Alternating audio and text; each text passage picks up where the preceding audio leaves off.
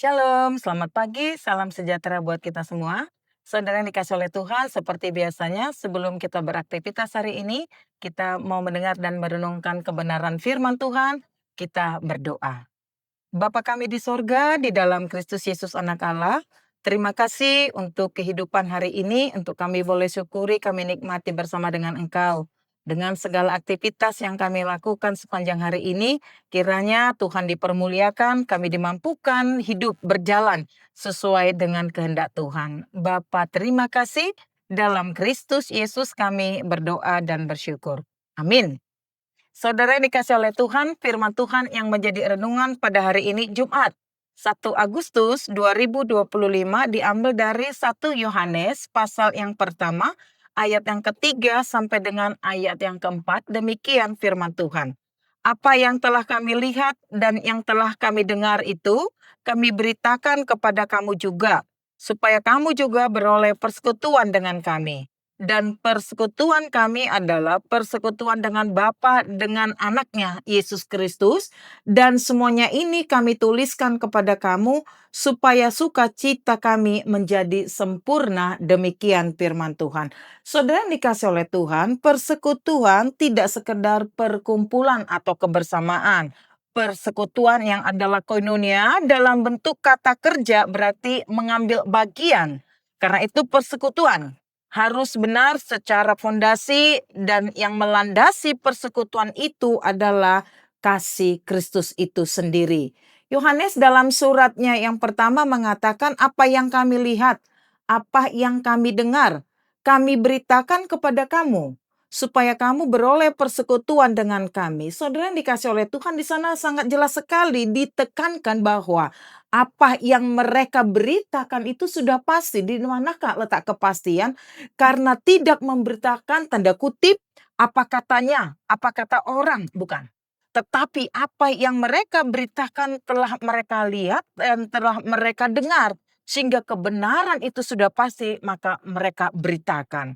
Karena itu pada saat ini kita banyak menemukan orang terlalu banyak mendengarkan berita-berita yang tidak pasti, tentang berita-berita yang tersebar, namun kebenarannya masih perlu dipertanyakan. Bahkan mungkin kita pun kadang sadar atau tidak sadar terlibat di dalamnya untuk memberitakan hal yang belum jelas kebenarannya. Karena itu panggilan bagi kita orang yang percaya hari ini, beritakanlah kebenaran yang sesungguhnya supaya kita menjadi orang yang membawa Injil Kristus. Ada sebuah nyanyian yang tentu nyanyian ini sering kita nyanyikan.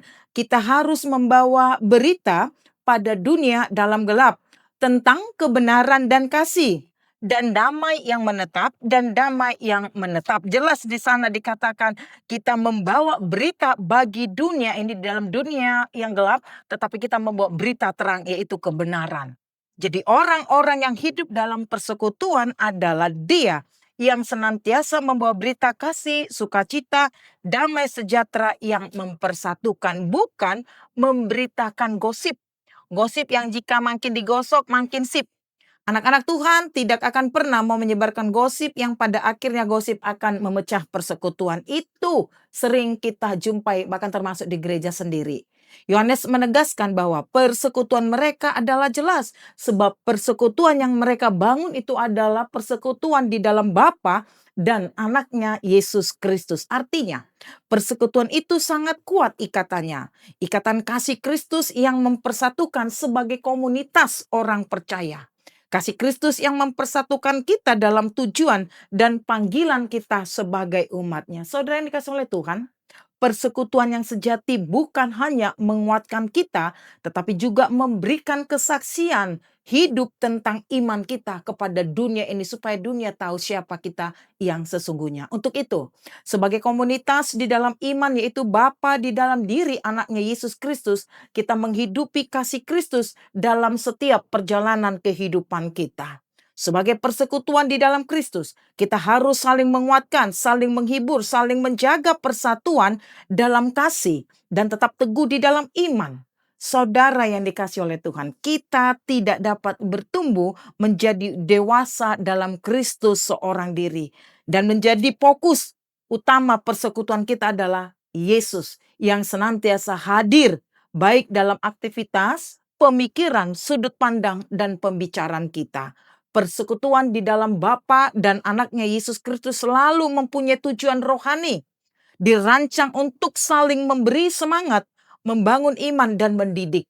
Sebagai persekutuan yang ikat di dalam kasih Bapa dan anaknya Yesus Kristus, maka di sana kita temukan saling mengasihi, saling melayani, saling memulihkan. Dengan demikian di dalam diri kita akan terlihat ciri khas atau identitas Kristus di dalam diri kita, supaya dunia tahu kita adalah orang-orang yang diutus oleh Allah. Selamat beraktivitas, tetap semangat. Tuhan Yesus memberkati. Amin. Kita berdoa. Bapa kami di sorga, terima kasih untuk kebenaran firman-Mu yang sudah mengingatkan kami pada hari ini bahwa di dalam persekutuan dengan Bapa dan di dalam anaknya Yesus Kristus kami semakin kuat di dalam ikatan kasih-Mu. Karena itu biarlah persekutuan kami boleh saling menguatkan, saling menopang, saling membangun satu dengan yang lain, mengasihi dan memulihkan, menyadari semua kami memiliki kekurangan keterbatasan. Tetapi kami bangga sebagai anak-anak Tuhan, sebab ada kekuatan yang luar biasa mengalir bagi kami, dan kekuatan itulah yang memampukan kami untuk hidup seperti apa yang Tuhan kehendaki. Doa kami, lewat aktivitas kami sepanjang hari ini, kiranya nama Tuhan yang harus dipermuliakan. Di dalam Kristus Yesus kami sudah berdoa dan mengucap syukur. Anugerah Tuhan kita, Yesus Kristus, kasih setia dari Allah Bapa, serta persekutuan daripada Roh Kudus kiranya menyertai saudara sekalian. Amin.